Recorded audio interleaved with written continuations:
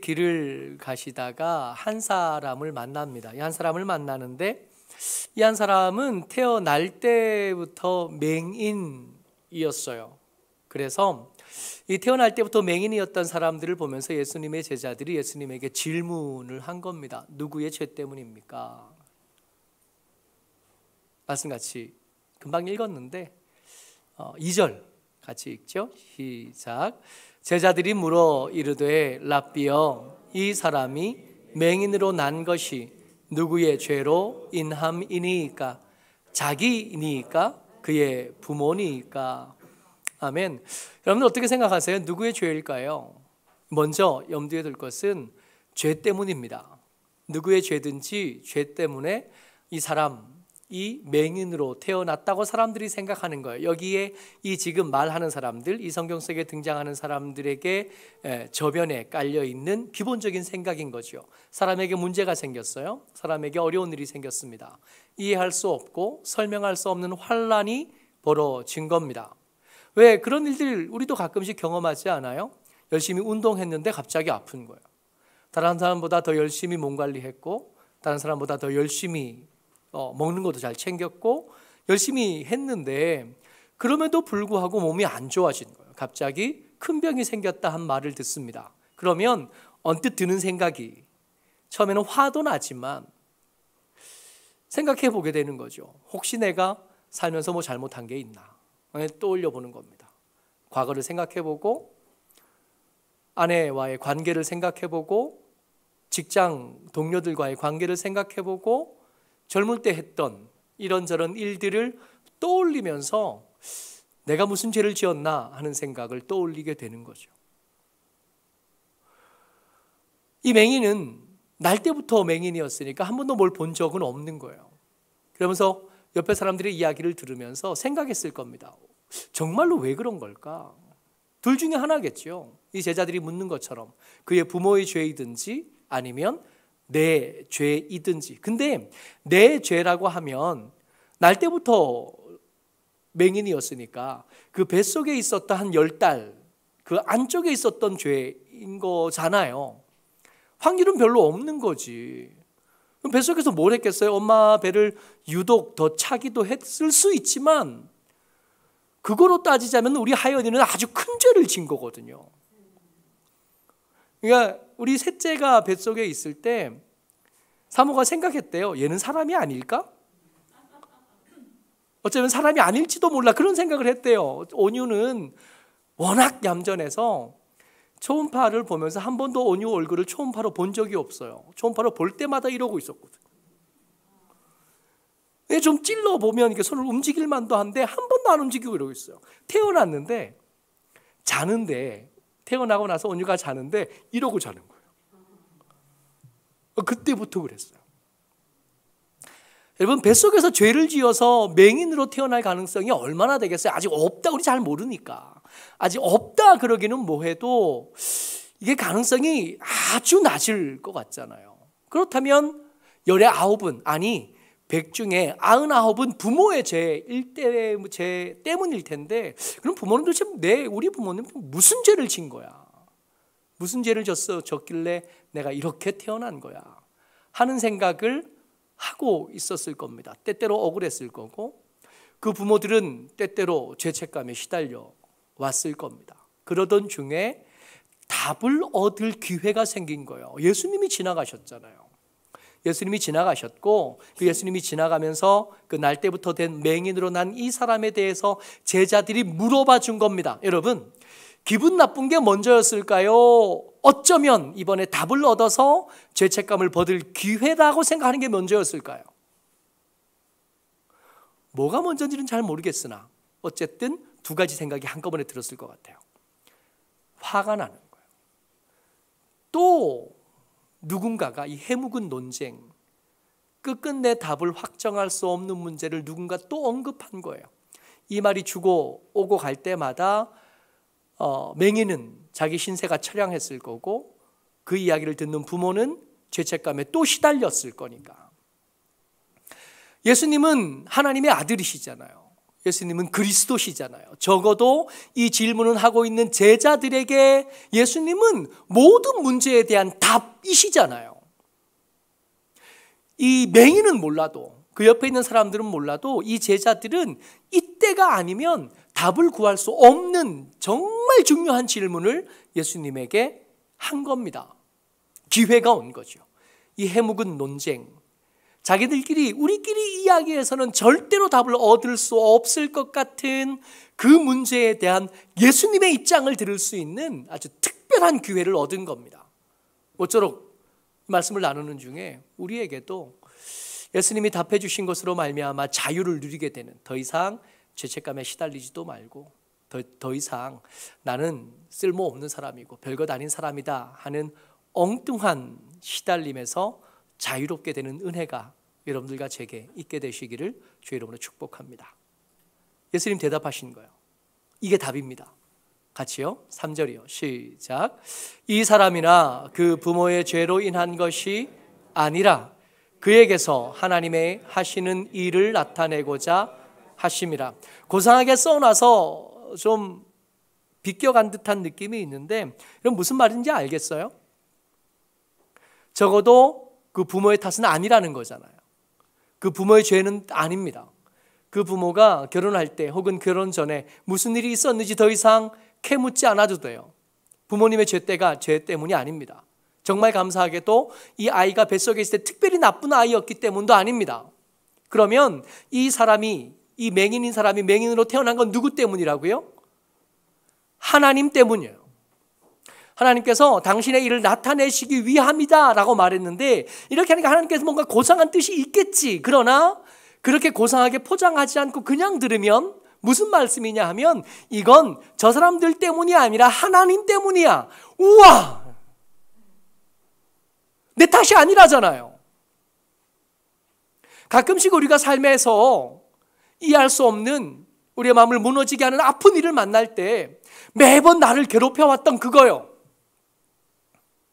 매번 내 옆에 사람을 괴롭혀왔던 그거, 이거 조상 탓이고 내 남편 탓이고 내 아들 탓이고 경제 탓이고 대통령 탓이고 환경 탓이고 코로나 탓이고 다 아니라고요. 그런 거 아니라 이 해묵은 이 논쟁에 대한 답은 하나님 때문이래요. 예수님이 말씀하시니까 이게 진짜일 겁니다.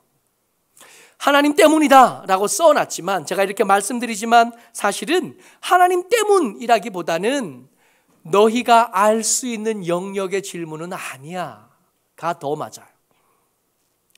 여러분, 우리가 우리 삶에 일어나는 모든 일들의 이유와 또 목적을 충분히 알면서 산다고 생각하는 거예요. 착각입니다. 우리 잘 몰라요. 때때마다 청년들이, 그중에 어떤 장로님들이, 그중에 어떤 권사님들이 특별히 성경을 열심히 읽으시고 기도를 많이 하는 분들이 찾아와서 질문해요. 목사님, 좀 긴장하는 거예요. 모르는 게 너무 많거든. 어떨 때 물어보시면 이게 요까지는 내가 대답할 수 있는데 여기서 이 질문에서 파생될 수 있는 그 다음 질문에 대해서는 대답할 자신이 없는 거예요. 그런 질문들이 생각보다 많아요. 정말 감사하게도 그렇게까지 고민을 하고 오신 분이 잘 없어서 저는 편안하게 목회를 하고 있습니다만은 아는 거죠. 다음 걸 잘 모르는, 다음 일을 잘 모르겠는. 작은 교회이지만 성도들이 당하는 어려움들과 곤란한 것, 환난들은 큰 교회 못지않게 많아요. 그 이유들에 대해서 잘 모르겠습니다. 왜 그런 일이 생겼는지 잘 모르겠어요. 속 시원하게 그분이 나쁜 놈, 나쁜 사람이라서 그렇게 살지 말라 그랬잖아요. 할 수 있으면 좋겠는데 그렇지 않다는 걸 알아요. 마음 쓰는 대로 살아보려고 몸부림치고 있다는 걸 알아요. 힘들고 바쁘고 어려운데 그럼에도 불구하고 믿음을 지켜보려고, 성경을 좀 읽어보려고, 기도 시간을 좀 확보해 보려고 애쓰는 걸 제가 알아요. 근데 그런 분들에게 힘든 일이 생기는 거예요. 그런 분들에게 어려운 일이 생기는 겁니다. 속 시원하게 이거 누구 때문이다가 말해주고 싶은데 모르겠는 거예요. 이런 일을 향하여 예수님 말씀해 주신 겁니다. 이건 너희들의 영역이 아니야. 이건 하나님에게 속한 일이니까 여러분, 그러니까 우리 영역에 속한 게 아니니까 우리는 그 다음 문제를 좀 고민해 봐야 되는 거예요. 답을 어떻게 하면 알 수 있을까? 이거는 소모적이긴 한데, 그렇다고 쓸데없는 일은 아닌데, 그렇다고 해서 지금 답을 얻을 수 있는 건 아니라고요. 염두에 두어야 될 것, 우리 지난주에 말씀을 나누면서 무슨 얘기했냐면 내 말에 거하면 너희가 진리를 알게 된다 그러셨거든요. 이거는 내가 나름대로 어떤 사람이 답을 얻은 답이 있을지도 모릅니다. 근데 그 답을 준다고 해서 그 답이 내 답이 되는 건 아닌 문제들이 많아요. 각자가 주의 말씀 가운데 살아보면서 하나하나 경험하면서 알게 될 것들이 있거든요. 여기서 진리는 공부해서 아는 게 아니라 예수님의 말씀대로 살아보면서 알게 되는 것. 그 알게 된 것들이 언젠지는 잘 모르겠는데 어느 순간인가부터 그 문제가 더 이상 나를 얽어매지 않게 된 것들이 우리 삶 속에 틀림없이 있다는 거예요. 예수님께서 이 얘기하시면서 이렇게 이건 너희들의 영역이 아니야 라고 얘기를 끝내시는 게 아니라 이야기를 이어가십니다.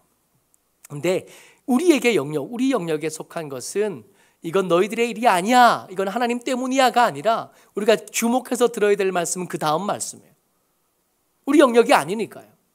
해묵은 논쟁에 대한 답을 궁구하고 공부하고 찾아가는 일이 의미는 있으나 지금 당장 답이 나올 건 아니니까 좀 미뤄둘 필요가 있다고요. 지금 해야 될 일이 따로 있으니까. 4절 말씀입니다. 같이요, 시작. 때가 아직 낮임에 나를 보내신 일을 우리가 하여야 하리라. 밤이 오리니 그때는 아무 일도 할 수 없느니라. 아멘. 때가 낮임에 그래요. 무슨 뜻이냐면 이제 밤이 올 거란 뜻이에요.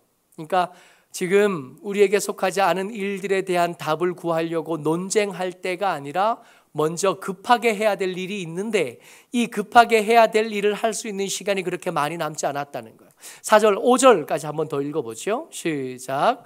내가 세상에 있는 동안에는 세상에 빛이로라. 이 빛이 있을 동안에만 할 일이 있는 거예요. 그리고 그 할 일을 할 사람들을 예수님께서 우리라고 부르셨다는 겁니다. 우리가 답을 알 수 없는 문제들, 언젠가는 알게 될 텐데 지금 당장 알 수 없는 문제들이 삶에 일어나고 그 문제들이 있는데 그 문제들을 알기 위해서 공부하는 것보다 이것들 좀 밀어놓고 미리 할 일이 있는데 이 할 일은 아무나 하는 게 아니라 우리만 해요. 그 우리의 첫 번째가 누구냐 하면 예수님입니다. 같이 읽어보죠. 6절 말씀이요. 시작. 이 말씀을 하시고 땅에 침을 뱉어 진흙을 이겨 그의 눈에 바르시고 이르시되. 우리 중에 한 사람, 우리 중에 가장 중요하신 분, 우리 중에 주인공 되시는 분은 예수님이셔요. 그 예수님이 당신이 하실 일을 시작하신 겁니다. 이게 누구 때문이냐 한 것의 대답을 하나님 예수님께서 밀어놓으신 거예요. 이거 하나님 때문인데 그것에 대해서는 차차 알아갈 거고 지금 아직 낮일 때 비친 내가 너희들 가운데 있을 때 우리가 해야 될 일이 있는데 그 일을 예수님 먼저 시작하신 거예요. 그 일이 뭐냐 하면 땅에다 침을 뱉어가지고 이게 진흙을 만들어가지고 눈에 붙여주는 게 그 첫 번째 일이었다는 거예요. 여러분, 맹이는 이게 안 보이잖아요.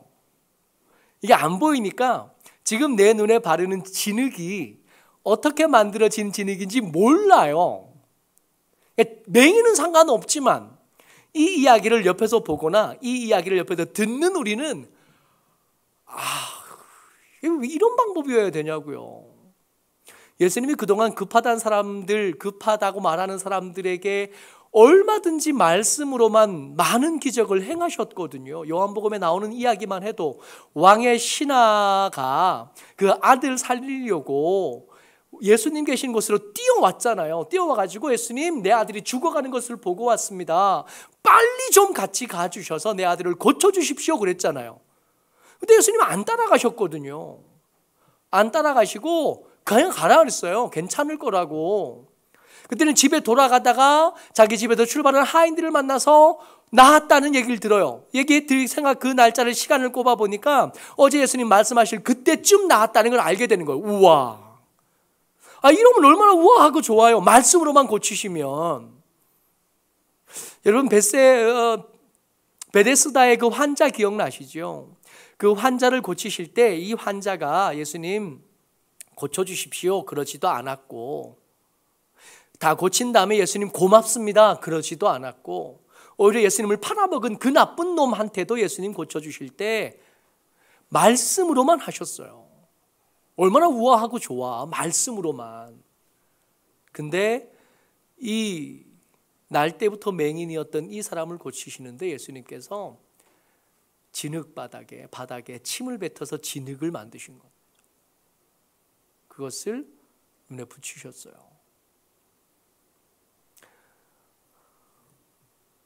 여러분, 언젠가 한 번은 예수님의 말씀을 향한 믿음을 보여야 될 때가 올 겁니다. 그냥 평안하게 기도하고 예배드리고 그냥 평안하게 살 수 있는 때가, 지금은 우리 그러고 있지만 언젠가 한 번은 예수님의 말씀에 내 생각을 거스르는, 내가 당황스러워하는, 내가 꺼려하던 것에 언젠가 한 번은 부딪히게 될 겁니다. 그냥 놔두시지 않을 거예요. 언젠가 한 번은 우리의 딱딱해진 믿음을 부수려고 예수님께서 땅에 침을 뱉으시는, 그래서 이해할 수 없는 방법으로 우리를 몰아가시는 때를 만나게 될 겁니다. 여러분, 그때 어떻게 하실 거예요? 남들을 보니까 다들 그저 그냥 예배드리고 그저 그냥 직장 생활하고 그저 그냥 평범하게 잘 살아가는 것 같으나 여러분, 그렇지 않아요. 저들 한 사람 한 사람이 그 사람의 믿음의 이야기를 들어보면 언젠가 한 번은 부딪혔어요. 부딪혀서 깨트리고 온 거예요. 깨지지 않으면 믿음 안에 더 이상 버티지 못하는 때를 만나게 될 거예요. 그럼 가만히 생각해 보자고요. 눈만 뜰 수 있으면 좀 더러운들 뭐 어떨까요? 당황스럽지만 눈만 뜰 수 있다면 그 잠깐 더러운 거 참을 수 있지 않을까요? 여러분, 평생 한 번도 눈을 뜨지 못하고 한 번도 앞을 보지 못했습니다. 근데 말귀를 알아들을 때쯤 알게 됐어요. 나만 이런 거예요. 다른 사람들은 나처럼 살지 않아요. 그걸 바꿀 수 있는 기회가 더러운 것으로 왔어요. 그것을 바꿀 수 있는 기회가 아픔으로 왔어요. 그것을 바꿀 수 있는 기회가 충격으로 왔어요. 그것을 바꿀 수 있는 기회가 고통스러움으로 왔습니다. 힘들고 어렵겠지만 여러분, 그 인생을 바꿀 수 있는 기회인데 좀 힘들어도 해볼 만하지 않아요? 예수님 말씀하시는 우리의 두 번째 사람이 이 맹인이에요. 이 맹인이 7절 말씀 같이 읽어요. 시작. 이르시되 실로암 못가에 가서 씻으라 하시니, 실로암은 번역하면 보냄을 받았다는 뜻이라. 이에 가서 씻고 밝은 눈으로 왔더라. 당황스럽고 냄새도 나고 뭔가 분위기는 싸한데 그럼에도 불구하고 이 맹인이 갔어요. 씻었고요. 돌아왔는데 앞을 보면서 왔어요. 여러분, 우리의 믿음을 깨뜨리시고 다음 단계로 이끌어 가신 하나님께서 언젠가 한번 우리를 부딪히게 하실 겁니다. 그때 이거 기억해내셔야 돼요. 이게 옳으냐 그르냐, 이렇게 하는 것이 맞느냐 틀리느냐 보다 먼저 해야 될 일이 있는데, 그게 뭐냐면 씻으러 가는 거예요. 순종하는 거예요. 씻으러 가서 씻고 돌아올 때쯤 되면 상황이 바뀌어져 있을 거라고 말씀하시는 겁니다. 이걸 아니까 예수님은 이때가 귀한데, 이걸 모르는 우리는 그때가 고통스럽기만 하고 그때가 어렵기만 하고 그때가 아프기만 한데, 좀 더 지나고 보면 그 아픈 때에 성장하고 그 아픈 때에 자라고 그 아플 때에 우리의 믿음이 이전과 다른 새로운 모습으로 세워질 기회가 되기도 한다고요. 근데 여기서 주목할 거 있어요. 여기서 잠깐 이 사람들 이야기, 이 우리 속에 포함된 예수님과 이 맹인, 이 사람 빼고 그 주변에 지금 누가 있냐면 제자들이 있어요. 근데 이 제자들은 우리에 들어가지 못했습니다. 이 이야기를 여러분 자세히 한번 읽어보세요. 이 사람은 무슨 죄 때문에, 누구의 죄 때문에 맹인으로 태어난 겁니까? 하고 질문한 것 외에 제자들이 끼어들 틈이 없어요. 당황스러운 것을 요구하시는 예수님과 그 당황스러운 것에 순종한 맹인 이야기만 나오지 제자들의 얘기는 빠져 있습니다. 제자들은 적어도 이 이야기에서 한해서만큼은 우리가 아니에요. 여러분, 제자들이 할 일이 없었을까요? 애초에 시작부터 예수님에게 능력이 있다는 거 알잖아요. 예수님이 죽은 사람도 살리시는 분이란 걸 알잖아요. 그러면 이 불쌍한 사람, 맹인으로 태어나서 구걸하고 있는 이 사람을 위해서 예수님, 이 사람 불쌍한 사람입니다. 예수님, 이 사람 아픈 사람이고요. 이 사람 곤란한 사람입니다. 예수님, 이 사람 고쳐주시면 좋겠습니다. 예수님, 이 사람을 눈을 뜰 수 있게 해주시면 좋겠습니다. 이랬으면 어땠을까요? 그거 못했어도 진흙을 만들어 눈에 붙이신 다음에 실로암 못에 가서 씻으라 그럴 때 이 사람 맹인이잖아요. 이미 익숙해서 눈 감고도 실로암 못을 찾아갈 수 있겠으나 맹인이잖아요. 그러면 이 제자 중에 한 사람이 그 사람의 손을 잡아줄 수도 있지 않았을까요? 내가 도와주겠다고. 내가 손 잡아주겠다고. 아니, 내 손을 잡으라고. 그러면 같이 갔다가 그 사람이 씻고 눈이 뜨는 장면을 확인할 수 있었을 거 아니에요. 우리가 될 수 있는 기회가 제자들에게 있었는데 이 제자들이 그 해묵은 논쟁에 눈이 먼 거예요. 그 해묵은 논쟁에 귀가 막힌 거예요. 해묵은 논쟁에 마음이 다친 거예요. 그 논쟁하다가 간증의 현장에 있을 수 있는 기회를 잃어버린 거예요. 오늘 설교의 제목이 뭐냐면 우리도 우리가 되었으면입니다. 여러분, 우리가 성경을 공부하면서 알아야 될 하나님의 진리가 굉장히 많아요. 때때로 성도들이 질문할 때 대답 못하는 것이 질문으로 될까 봐 고민해야 될 만큼 많은 이야기들이 성경 속에 있습니다. 그리고 이것들이 중요하기도 해요. 열심히 가르치는 제 입장에서 이거 가르치는 일에 여러분들이 좀 더 함께해서 좀 더 알게 됐으면 좋겠다는 생각이 있어요. 그래서 은퇴하는 날까지 계속 열심히 가르칠 겁니다. 오늘도 성경 공부할 거거든요. 여러분들이 다 가도, 여러분들이 성경 공부 안 하고 다 집에 가도 우리 다온이만 앞에 앉아 있어도 공부할 거예요. 근데 이런 것들을 배우고 알아가는 것보다 먼저 해야 될 일들이 있대요. 우리가 되는 거예요. 긍휼을 구해주는, 못 보는 사람이 길을 갈 때 손 잡아주는, 저들에게 호의를 베풀어주는 거예요. 여러분, 기가 막힌 거 뭔지 아세요? 예수 믿는 사람들이 호의를 베풀면 그 호의가 받는 사람의 입장에서는 하나님의 은총으로 아멘 되어질 기회가 됩니다. 여러분, 하나님이 갑자기 산신령처럼 나타나셔서 이것 가지고 가서 팔아가지고 집 사라 뭐 그러시나요? 하나님께서 하나님의 사람을 움직여서 하나님의 일을 하시잖아요. 그러면 하나님의 사람을 시켜 하나님의 일을 시킴을 받은 그 사람은 해야 될 일이 뭐냐면 호의를 베푸는 거예요. 하나님의 감동하신 대로 호의를 베푸는 거예요. 그러면 그 호의의 대상이 된 사람들은 이렇게 고백할 겁니다. 하나님이 저 사람을 통해서 내게 은총을 베푸셨다. 내가 베푼 호의가 어떤 사람에게 하나님의 은총이 되고 하나님의 은혜가 되어져서 흘러가게 될 거예요.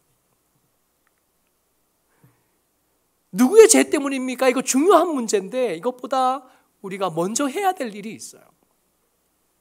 호의를 베푸는 것. 함께한 사람들에게 손 내밀어 주는 것.